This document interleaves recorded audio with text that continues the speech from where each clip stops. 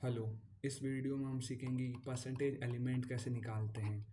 उसको हम qualitative analysis भी कहते हैं एलिमेंट्स का। अब जैसे मैंने एग्जांपल ले लिया है BaSO4 का। 1 मोल BaSO4 में कितने ग्राम सल्फर होता है? 1 मोल BaSO4 में 32 ग्राम सल्फर होता है। और 1 मोल BaSO4 का कितना मास होता है? वो होता है 233।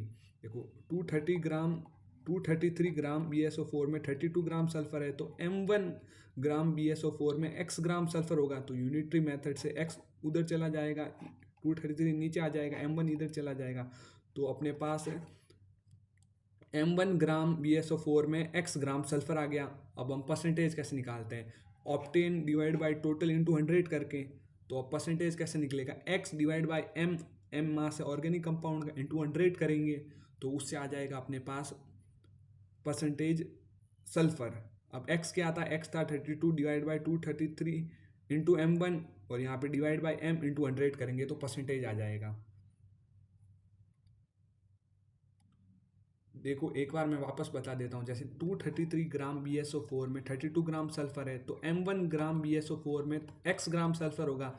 तो हम अगर x निकाल ले कि M1 ग्राम BaSO4 में कितना ग्राम सल्फर होगा, वो हम ऐसे करके निकाल लेंगे तो अपने पास सल्फर आ गया।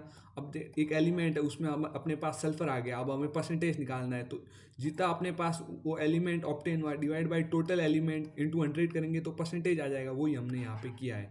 अब जैसे बाकी सबके लिए भी यही करेंगे। जैसे ये AgBr है, तो 188 ग्राम AgBr में 80 ग्राम सल्फर होता है, तो फिर x ग्राम AgBr में कितना ग्राम सल्फर होगा, तो वो हम ऐसे कर मतलब Br होगा ऐसे करके निकालेंगे। उसके लिए हमें मोलर मास याद रहना चाहिए। तो देखो AgBr का मोलर मास होता है 188, Br का मोलर मास होता है 80, Mg2P2O7 का मोलर मास होता है 222, और फॉस्फोरस का मोलर मास होता है 31। अब देखो यहाँ पे दो फॉस्फोरस है, तो 222 ग्राम ये वाले कंपाउंड में 62 ग्राम फॉस्फोरस होगा। ये बात का ध्यान रखना है। ऐसे अगर दो आ जाए तो दो से मल्टीप्लाई भी करना। और मोलिबेडेट 1877 ग्राम मोलिबेडेट में 31 ग्राम फॉस्फोरस होता है, क्योंकि इसमें एक ही पी है। अब देखो बाकी एलिमेंट्स के लिए तो हम इजीली निकाल देते थे, पर नाइट्रोजन का केस थोड़ा अलग है। नाइट्रोजन के लिए दो मेथड होते हैं, एक डूमास और एक खेजरीडाल मेथड। देखो नाइट्रोजन कंपाउंड को हम क्या करते हैं, रिएक्ट करवाते हैं CO2 के साथ, मतलब कॉपर ऑक्साइड के साथ, और N2 गैस रिलीज होती है। अब इसके लिए क्या तरीका होता है, हम PVT इक्वल टू PVT करते हैं। अब यहाँ पे PVT इक्वल टू PVT क्या है? इस साइड तो हम स्टैंडर्ड वाली चीज़ें रखते हैं। तो प्रेशर स्टैंडर्ड पे कितना होता है 760, टेम्परेचर कितना होता है 273। वॉल्यूम को ऐसे, ये तो वॉल्यूम हमें निकालनी, इक्वल टू ये वाला प्रेशर, यहाँ पे प्रेशर होगा atmospheric pressure minus aqueous tension, और वॉल्यूम होगी जो हमें N2 की वॉल्यूम हम ऑब्टेन करेंगे, और टेम्परेचर होगा कितने टेम्परेचर पे हम रिएक्शन कर रहे हैं। तो ये मैं आगे एक क्वेश्चन करूँगा, उसमें कैसे यूज़ करना वो भी बता दूंगा। इससे हमारे पास वॉल्यूम आ जाएगा। देखो 1 मोल वॉल्यूम में 22,400 ml होता है, तो VmL में कितने मोल होंगे वो हम यूनिटरी मेथड से निकाल लेंगे।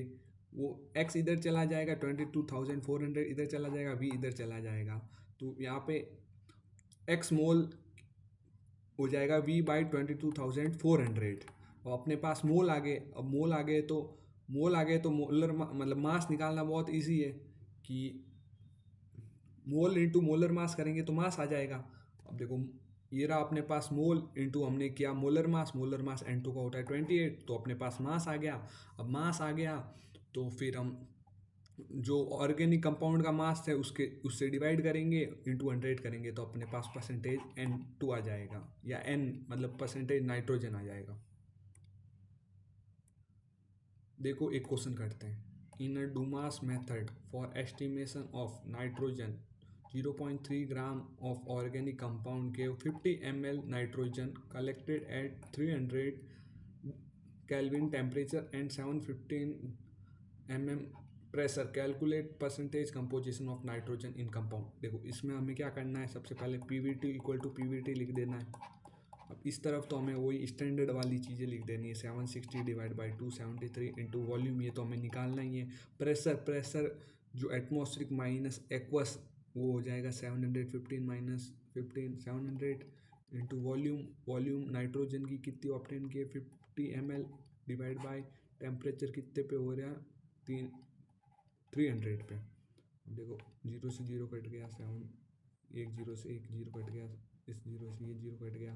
वॉल्यूम आ गया 35 divide by 5 into 273 divide by 76। अब देखो अपने पास वॉल्यूम आ गया।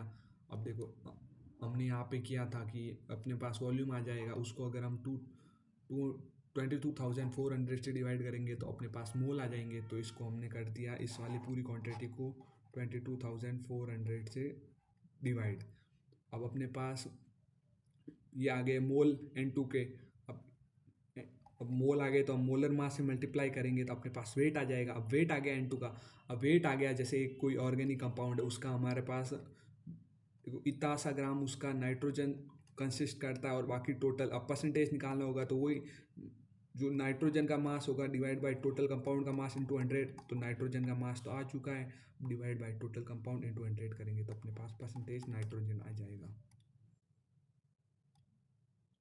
अब देखो खेजडाल मेथड में हम क्या करते हैं कि एक इसमें ये भी रहता है कि जो NO2 होता है जो रिंग के साथ लगा हुआ या NN होता है या कोई नाइट्रोजन N के अंदर रिंग के अंदर हो ऐसे, तो वो वाले नाइट्रोजन ये वाला टेस्ट नहीं देते। इसमें तो सारे टाइप के नाइट्रोजन दे देंगे पर इसमें ये वाले टाइप के नाइट्रोजन टेस्ट नहीं देते।